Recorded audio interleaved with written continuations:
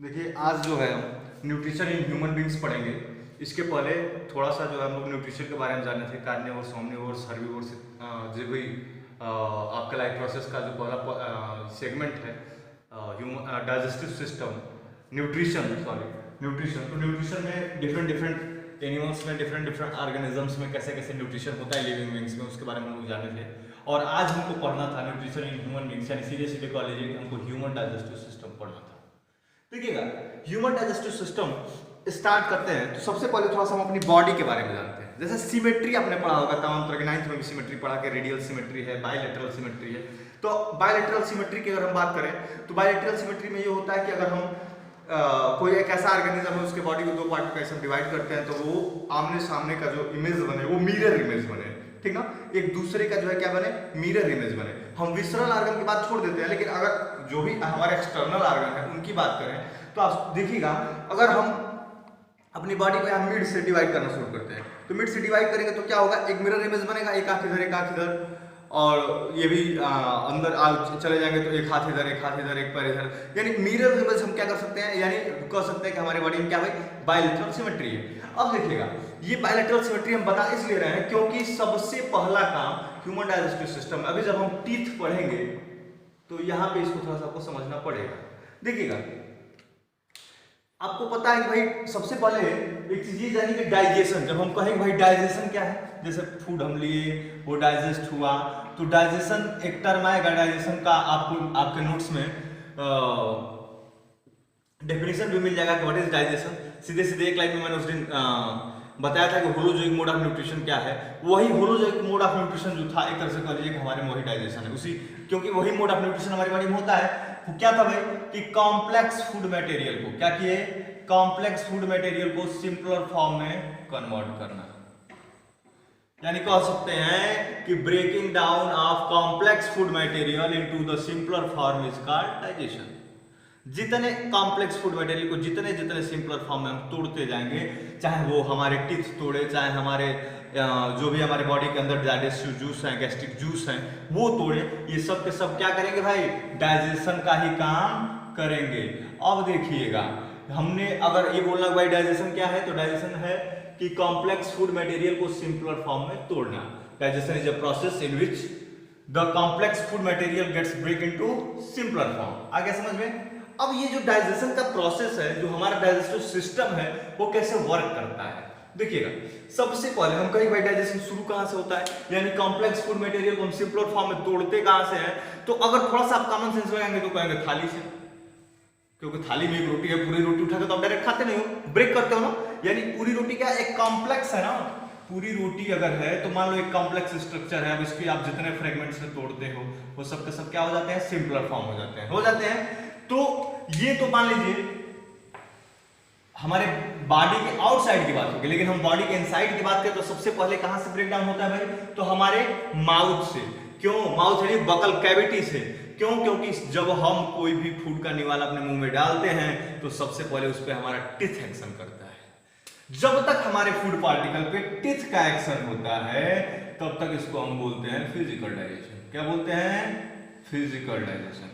और physical digestion क्या है भाई, जिसमें कोई भी केमिकल पार्टिसिपेट न करे।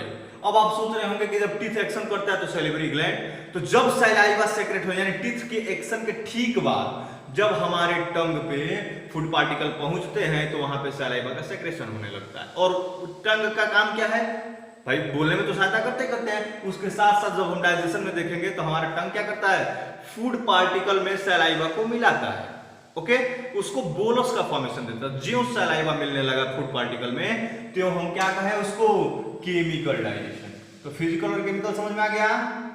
अब देखिएगा, इसके बाद से थोड़ा सा हम टीथ के स्ट्रक्चर के बारे में जानते हैं। देखिएगा, टीथ के स्ट्रक्चर पर एक चीज और जान लीजिए, एलिमेंट्री कैनाल क्या होता है। हमारा पूरा डाइजेस्टिव सिस्टम माउथ से लेके एनस तक स्प्रेड है, और ये माउथ से लेके एनस तक के डाइजेस्टिव सिस्टम में जितने ऑर्गन पार्टिसिपेट करते हैं सब एक दूसरे से जुड़ के कहलाते हैं एलिमेंट्री कैनाल। एलिमेंट्री कैनाल जो है लगभग 9 मीटर लंबे, यानी जो है एलिमेंट्री कैनाल की लंबाई कितनी होती है हमारी बॉडी की, लगभग 9 मीटर। अब देखिएगा, अब इस पूरी मैंने माउथ से शुरू किए, जहां से इंजेशन हुआ, इंजेस्ट किए फूड को, और इजेस्ट हो गया, इजेस्ट मतलब निकल गया बाहर थ्रू द एनल, यहां तक के सारे आर्गन किसमें आएंगे, एलिमेंट्री कैनाल में आएंगे। अब देखिएगा एलिमेंट्री कैनाल समझ गए, एलिमेंट्री कैनाल में सबसे पहले माउथ, और माउथ में आएगा क्या, टीथ। देखिएगा टीथ आपको पता है कि टीथ का काम च्यूइंग का, ग्राइंडिंग का, च्यूइंग का, ग्राइंडिंग का है, कूटने पीसने का, चिड़ने फाड़ने का काम हमारी टीथ करती है। टीथ को दो पार्ट में डिवाइड किया गया है उसके ग्रोथ के हिसाब से। पहले एक टेम्पररी, यानी जब आप बच्चे होते हैं, जिसको मिल्क टीथ भी बोलते हैं। तो ये जो मिल्क टीथ है, पूछा जाए भाई मिल्क टीथ के नंबर्स कितने हैं, 20। परमानेंट टीथ कितने हैं भाई, 32। तो देखिएगा, लेकिन ये जो 20, 32, अब इसका एक फॉर्मूला है, इसको हम फॉर्मूले से जो है समझ सकते हैं। जो मैं बायलैटरल सिमेट्री अभी बता रहा था, तो ठीक उसी तरह आप देखिएगा नोज के नीचे जब आएंगे टीथ में, तो टीथ को आप बीच से डिवाइड कर लेंगे। ऊपर का टीथ बीच से आधा इधर, आधा इधर, आधा इधर नीचे का और आधा इधर। ठीक इसी पैटर्न पे हम जो है टीथ को समझते हैं। देखिएगा 4 तरह के टीथ हमारे माउथ में पाए जाते हैं, ICPMM, इससे हमने इंडिकेट किया, आई यानी इंसीजर। आपको नोट्स में सबका डिटेल मिल जाएगा, एक्चुअली थोड़ा सा बोर्ड की प्रॉब्लम है, छोटा है बोर्ड। इसके बाद से कैनाइन, प्रीमोलर और मोलर, सबका अपना अपना काम है। इंसीजर जो है कुतरने का काम करता है, काटने का काम करता है, कैनाइन कुतरने का काम करता है, इंसीजर काटने का काम करता है, प्री मोलर और मोलर जो है कूटने पीसने में काम आते हैं। देखिएगा ये फॉर्मूला जो 2102/2102 का मतलब क्या है, देखिएगा ये बीच वाला पोर्शन में लिया, बीच से इधर किसी एक तरफ 2102, फिर नीचे 2102। अगर वही 2123 की बात करते हैं तो ये क्या है भाई, 2123। अब इसको मैथ वाला मत समझिएगा, कट कर दिए, एक आ गया, एक खत्म हो गया, ऐसा नहीं है। ये थोड़ा सा इसका फंडा अलग है। मतलब ये है कि इंसीजर के नंबर्स कितने होंगे, 2, किसमें, टेम्पररी टीथ में, किधर, इधर 2 यहां और 2 नीचे, 2 और 2 4, कितने हो गए भाई, 4। अब जब 4 इधर हुए तो 4 राइट में भी होंगे, सॉरी 4 लेफ्ट में, 4 लेफ्ट में हुए और 4 राइट में हुए, तो कितने हो गए टोटल, 8। यानी एक चीज दिमाग में लगा लीजिए कि 1 2 3 4 जितने भी नंबर्स हैं हम क्या करेंगे, उसमें अगर उसमें 4 से मल्टीप्लाई कर देंगे तो क्या होगा, टोटल नंबर हमको पता चल जाएंगे। अब देखिएगा कैनाइन कितने होते हैं, 1 गुणे 4 कर दिए, 1 1 1 1 4 हो गए, तो क्या हो गया 4, ये हो गया। प्रीमोलर नहीं होते, ये भी पूछ सकता है कि कौन सा टीथ एब्सेंट होता है, तो प्रीमोलर टीथ एब्सेंट होता है, किसमें, टेम्पररी में। अब जो है क्या बचा, 2 मोलर क्या होता है, 2 2 चुके 8, कितने हो गए, 8 16 4 20। यानी देखिएगा टेम्पररी टीथ समझ में आ गया कि टेम्पररी टीथ 20 कैसे होते हैं, इसमें कोई कंफ्यूजन नहीं है। ठीक इसी तरह से देखिएगा, इसी टेम्पररी टीथ की तरह से हम परमानेंट को भी डिवाइड किए हैं, ठीक इसी पैटर्न पे देखिए आ जाएगा। जब परमानेंट की बात होती है तो क्या हो गया भाई, परमानेंट में इंसीजर कितने थे, ये परमानेंट में इंसीजर है 2, ये भी है, तो 2 गुणे 4 करेंगे ना, 8 हो जाएगा। और कैनाइन कितने हो गए, 4। प्रीमोलर कितने हो गए, 8। और मोलर कितने हो गए, 3 4 12, जोड़ लीजिए 32 आ जाएंगे। आ गया समझ में, 8 4 12 8 20 12 32। तो ये टीथ का फंडा समझ में आ गया भाई, टीथ क्या है, इंसिजर, कैनाइन, प्रीमोलर, मोलर क्या है, और कैसे इनको सिस्टम से कैसे फार्मूला बना है। याद रखिएगा टेम्पररी टीथ की बात करेंगे तो 2102/2102, परमानेंट की बात करेंगे 2123/2123। आ गया समझ में। अब देखिएगा आगे जो है, जब टीथ एक्शन कर लेते हैं, टीथ एक्शन, थोड़ा सा टीथ के बारे में एक चीज और जान लीजिए। टीथ एक सिंपल हम टीथ ले लेते हैं, ये हालांकि डेंटल कैरीज के नाम से लास्ट में आपके डाइजेस्टिव सिस्टम में लास्ट में डेंटल कैरीज के नाम से एक पॉइंट है, लेकिन यही हम समझ लेते हैं जब टीथ पढ़ रहे थे। तो देखिएगा हमारा जो डेंट दांत है, सबसे ऊपर वाली जो इसकी कवरिंग होती है, इसको हम बोलते हैं इनेमल। ये बहुत हार्ड होता है, even it is harder than the bone. ये समझ लीजिए कि इनेमल जो है बोन से भी हार्डर होता है। इनेमल के ठीक बाद आता है डेंटिन। ये बोन के इतना हार्डर होता है, जितना हार्डर आपका बोन उतना हार्डर डेंटिन। डेंटिन के बाद पल्प कैविटी। पल्प कैविटी में जो है तमाम तरह के नर्व्स वगैरह रहते हैं। अब देखिएगा ये जो पल्प कैविटी है, यहाँ पे क्या भाई नर्व्स हैं। नर्व्स का मतलब इसमें ब्लड वेसल्स हैं, ब्लड रन कर रहा है। ये दोनों ऊपर की जो कवरिंग है हार्डर है। क्यों हार्डर है भाई? इसलिए हार्डर है क्योंकि आप खाएंगे तो आपको चबाने में, कूटने पीसने में आपके टीथ काम करेंगे। होता क्या है कि जब हम दांत को अच्छे से साफ नहीं करते हैं तो इस पे प्लेक का फॉर्मेशन हो जाता है। और प्लेग का जब फॉर्मेशन होता है तो इसके अंदर एसिड फॉर्मिंग बैक्टीरिया आने लगता है, और ये बैक्टीरिया क्या करता है, एक्चुअल में जो प्लेग है वो जब बैक्टीरिया के ऊपर आ जाता है तो इसके ऊपर हमारे माउथ का कोई भी एंजाइम काम नहीं करेगा। इसलिए काम नहीं करेगा क्योंकि प्लेग इसको प्रोटेक्ट कर लेगा। अगर ये प्लेग नहीं होता तो इस बैक्टीरिया को आराम से हमारा लाइसोजाइम एंजाइम जो हमारे सलाइवा में पाया जाता है उसको किल कर देता है, लेकिन इस पे एंजाइम का एक्शन हो ही नहीं पाता है। अब ये बैक्टीरिया क्या करेगा, एसिड का फॉर्मेशन करेगा। जब एसिड का फॉर्मेशन करेगा तो इनेमल डेंटिन सब में होल बनाने लगेगा, और जब होल बनाने लगेगा तो अब पता चलेगा कि दांत खराब हो गया। दांत जब खराब हो जाता है तो फिर आपको आरसीटी वगैरह कराना पड़ता है, इसलिए it is must to clean your tooth daily. Okay, यही है डेंटल कैरियर में, कुछ है नहीं। यानी फॉर्मेशन प्लेग का हो जाए, एसिड फॉर्मिंग बैक्टीरिया उसके अंदर आ जाए, और एसिड जो है एसिड के कारण डिग्रेडेट करे इनेमल और डेंटिन को, इसी को हम कहते हैं डेंटल कैरियर। अब देखिएगा, अब सीधे सीधे मेन फंडे पे आते हैं कि जब फूड बोलस का फॉर्मेशन हो जाता है, फूड जो है बोलस के फॉर्म में कन्वर्ट हो जाता है। यानी हमारे माउथ में क्या हुआ, बोलस के फॉर्म में कैसे कन्वर्ट हुआ, टीथ उस पे एक्शन किया, सलाइवा जो है एंजाइमेटिक एक्शंस हुए, उसके बाद से हमारा टंग उसको लिया, एक चम्मच की तरह काम करता है, उसको स्मैश किया, यानी सैलिवरी ग्लैंड से मिलाया। 3 तरह की सैलिवरी ग्लैंड हमारे माउथ में होती है, इतना डिटेल आपको इंटरमीडिएट में पढ़ेंगे कौन कौन सी होती है हमारे माउथ में। पैरोटिड होती है, सबलिंगुअल होती है, सब मैंडिबुलर होती है, या पढ़ेंगे। चलिए आगे पढ़ेंगे या नहीं पढ़ना है। अब हम आगे बढ़ते हैं जब, तो हमारे माउथ से आगे टंग के बाद आता है आइसोफेगस। देखिएगा, आइसोफेगस मतलब फूड पाइप, यहीं ऊपर निकल गए, नोज से कनेक्ट भी होता है, तो ये विंड पाइप है, और माउथ से ये हुआ तो क्या हो गया, आइसोफेगस यानी फूड पाइप हो गया। आइसोफेगस में जब फूड पहुंचता है तो एक्चुअली में आइसोफेगस में एक मूवमेंट होता है, हम जिसको बोलते हैं पेरिस्टल्टिक मूवमेंट। पेरिस्टल्टिक मूवमेंट मतलब समझ लीजिएगा एक तरह का वाइब्रेशन, जो हेल्प क्या करता है कि टंग से फूड को ले आता है, और ये फूड फिसलते हुए कहां पहुंच जाता है, स्टमक में। स्टमक में जब फूड पहुंचता है तो जो स्टमक में फूड पहुंचता है, यहाँ पे भी एक सर्निंग मूवमेंट होने लगती है। इसमें जो फूड पहुंचा त्यों किसका किसका सेक्रेशन होने लगा, HCl का, यानी हाइड्रोक्लोरिक एसिड, पेप्सिन और म्यूकस। अब देखिएगा, ये HCl, पेप्सिन, म्यूकस का सेक्रेशन कहां हो रहा है भाई, हमारे स्टमक में हो रहा है। और जब स्टमक में इनका सेक्रेशन होता है तो ये किस लिए हो रहा है, आप कॉमन सेंस लगाइए, HCl का सेक्रेशन इसलिए हो रहा है क्योंकि फूड जो है और स्मॉलर फ्रेगमेंट्स में टूटे। यहां पे देखिएगा हमारे सैलिवरी ग्लैंड में जब सलाइवा सेक्रेट होता है तो यहीं पे हमारा देखिएगा सलाइवा में सैलिवरी इमाइलेज एंजाइम, एक इमाइलेज एंजाइम पाया जाता है, जो क्या करता है, जो हमारे फूड में स्टार्च होता है, स्टार्च फॉर्म में जो हमारा फूड होता है उसको कन्वर्ट कर देता है ग्लूकोज में। यानी डाइजेशन केमिकल यहाँ शुरू हुआ है, आपको अभी मैंने बताया कि केमिकल डाइजेशन कहाँ शुरू हो जाता है, हमारे माउथ से, और टीथ जब तक एक्शन करेगा तब तक फिजिकल डाइजेशन। इसके बाद से सारा केमिकल डाइजेशन यहाँ कहाँ है, हमारे स्टमक में। HCl सेक्रेट हुआ, HCl ने क्या किया, ब्रेक डाउन किया किसको, फूड पार्टिकल को स्मॉलर फ्रेगमेंट्स में। अब आप सोचिएगा कि HCl है यानी हाइड्रोक्लोरिक एसिड है, अब जब एसिड है तो ये हमारे इंटरनल ऑर्गन को भी तो डैमेज कर सकता है, तो इससे प्रोटेक्शन के लिए म्यूकस सेक्रेट होता है। म्यूकस का मतलब देखिएगा, म्यूकस क्या करता है कि जो स्टमक की वाल है, इंटरनल वाल है, इनको प्रोटेक्ट करता है किससे, HCl से।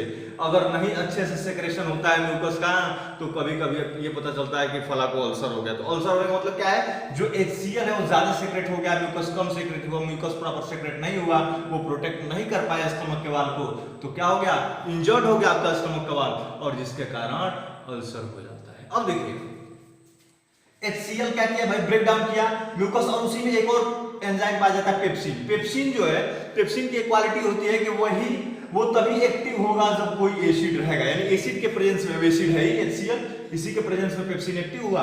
और पेप्सिन का काम होता है प्रोटीन को पचाना। पेप्सिन क्या करेगा, हमारे फूड पे, हमारे फूड पार्टिकल में जो भी प्रोटीन है उनको क्या कर देगा, पचा देगा। अब देखिएगा, फूड से स्टमक से जब फूड आगे बढ़ता है तो ये पहुंचता है स्मॉल इंटेस्टाइन में। अब इतने में थोड़ा सा निपटाना पड़ा है, तो छोटा जो है बोर्ड है समझ लीजिएगा। स्मॉल इंटेस्टाइन में जब फूड पहुंचता है बेटा, देखिएगा स्मॉल इंटेस्टाइन को हम बोलते हैं कि ये हमारी एलिमेंट्री कैनाल का सबसे लंबा ऑर्गन है। भले स्मॉल बोला जाता है लेकिन ये ट्यूबुलर स्ट्रक्चर होता है इस तरीके का, और ये पूरा जो है दूसरे में इंटेंगल्ड होते हैं, और ये ट्यूबुलर होता है। जब इससे फूड आता है स्मॉल इंटेस्टाइन में, ये कहा जाता है कि स्मॉल इंटेस्टाइन में ही कंप्लीट डाइजेशन हो जाता है। जब स्मॉल इंटेस्टाइन में फूड आता है तो समझिएगा, स्मॉल इंटेस्टाइन में जब फूड पहुंचता है तो वहां पे लगभग जितनी चीजें बची रहती है वो सब डाइजेस्ट हो जाती है।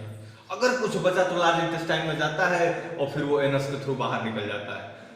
कुछ बच गया तो नहीं तो लगभग सब जो है स्मॉल इंटेस्टाइन में डाइजेस्ट हो जाता है। स्मॉल इंटेस्टाइन में कंप्लीट डाइजेशन क्यों बोलते हैं, देखिएगा जब फूड स्टमक से आगे बढ़ा स्मॉल इंटेस्टाइन में पहुंचा तो आपको पता है कि स्टमक में क्या था भाई, वो एसिडिक नेचर का था। जब एसिडिक नेचर का था और आगे स्मॉल इंटेस्टाइन में पहुंच रहा है स्टमक से, तो उसी टाइम पे देखिएगा यहाँ पैनक्रियाज से पैनक्रियाटिक जूस और गाल ब्लैडर से बाइल, ये जो है लीवर में गाल ब्लैडर पाया जाता है और यहाँ पे क्या है, इससे बाइल सेक्रेट होता है। ये बाइल डक्ट है, गाल ब्लैडर से बाइल डक्ट कनेक्ट होती है, जहां से पैनक्रियाटिक जूस आ रहा है वहीं पे ये भी कनेक्ट होती है और खुलती है कहाँ, ये स्मॉल इंटेस्टाइन वाले रास्ते में।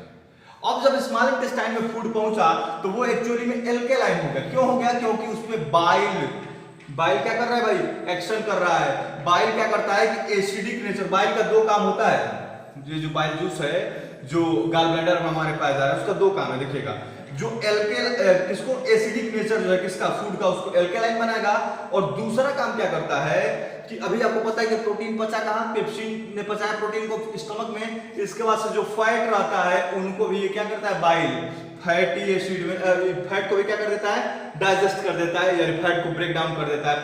डाइजेशन का मतलब ये कि ब्रेक डाउन करना, स्मॉलर फ्रेगमेंट्स में तोड़ देना।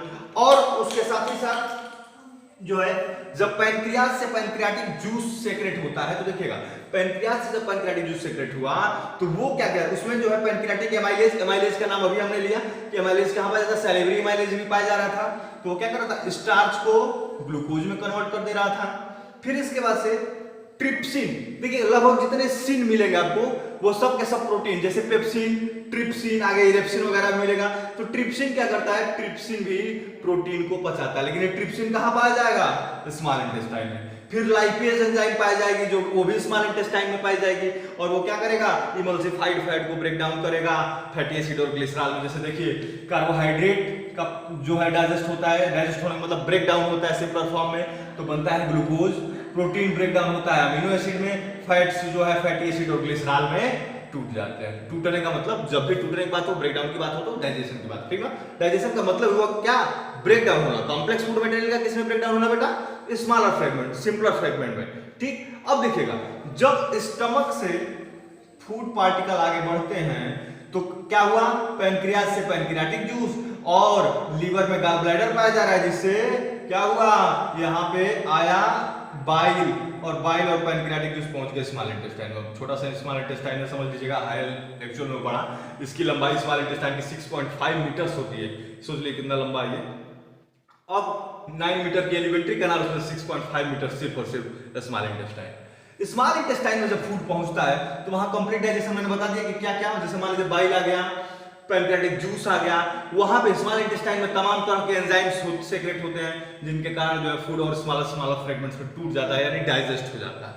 देखिएगा जो स्मॉल इंटेस्टाइन है उसके इंटरनल वॉल की बात करें तो उसमें कुछ इस तरह का विलाई टाइप स्ट्रक्चर यानी फिंगर लाइक प्रोजेक्शन पाया जाता है। अब ये विलाई इसलिए है ताकि सरफेस क्या हो, ज्यादा हो, और जब सरफेस ज्यादा होगा तो ज्यादा से ज्यादा डाइजेस्टेड फूड पार्टिकल एब्जॉर्ब होंगे। अब देखिएगा एक चीज और जान लीजिए, एक कार्बोहाइड्रेट होता है जिसका नाम है सेलुलोज। सेलुलोज का नाम आपने सुना होगा, नहीं सुना होगा तो आगे भी कई बार सेलुलोज का नाम सुनेंगे। देखिएगा सेलुलोज जो है ये जितने ग्रीन प्लांट्स होते हैं उसमें बहुत सफिशिएंट मात्रा में पाया जाता है, सफिशिएंट अमाउंट में पाया जाता है। अब होता यह है कि जो हर्बीवोर्स है, हर्बीवोर्स बाय ग्रीन प्लांट सिखाएंगे, तो हर्बीवोर्स में क्या होता है कि सेलुलोज का डाइजेशन थोड़ा सा कॉम्प्लेक्स होता है। जैसे देखिएगा सेलुलोज के डाइजेशन के लिए तो हम कह सकते हैं कि स्मॉल इंटेस्टाइन जो होती है हर्बीवोर्स की वो थोड़ी सी लंबी होती है कि ताकि क्या हो, इजीली सेलुलोज का डाइजेशन कर दे। मीट वगैरह थोड़ा सा कम समय लेते हैं, लेकिन सेलुलोज को डाइजेस्ट होने के लिए बहुत ज्यादा, जैसे आपने देखा होगा कि जो भी हर्बीवोर्स है गाय भैंस को देखा होगा खाने के बाद वो जुगाली करती हैं, डाइजेस्ट नहीं कर पाते तुरंत क्योंकि ज्यादा खा लेते हैं, फिर उसके बाद से उस हिसाब से। तो एक रीजन ये भी है कि सेलुलोज जो है बहुत जल्दी पच नहीं पाता है, जिसके कारण उनके स्मॉल इंटेस्टाइन का लंबा होना जरूरी है। हाँ अब देखिएगा ये जो स्मॉल इंटेस्टाइन की वॉल थी यानी इसमें जो विलाई था, अब ये क्या करेगा भाई, अब हम ये कहें कि एक रास्ता है वो सीधे जा रहा है, ठीक, और एक ऐसा रास्ता है इसे घूम के ऐसे जाइए आप, तो जो घूम के जा रहे हैं वो दूर पड़ेगा, ठीक उसी तरह यानी इसका एरिया ज्यादा हो जाएगा। ठीक वही हाल यहाँ होता है कि अभी 6.5 मीटर लॉन्ग तो है ही, उसके साथ साथ सोचिए कि इतना इसमें फिंगर लाइक प्रोजेक्शन है, विलाई है। अब इसमें क्या होगा, इस पे जब जितने देर घूमेगा फूड पार्टिकल उतनी देर एब्जॉर्ब होगा। एब्जॉर्ब होने के बाद फिर ये ब्लड स्ट्रीम में एसिमिलेट हो जाएगा।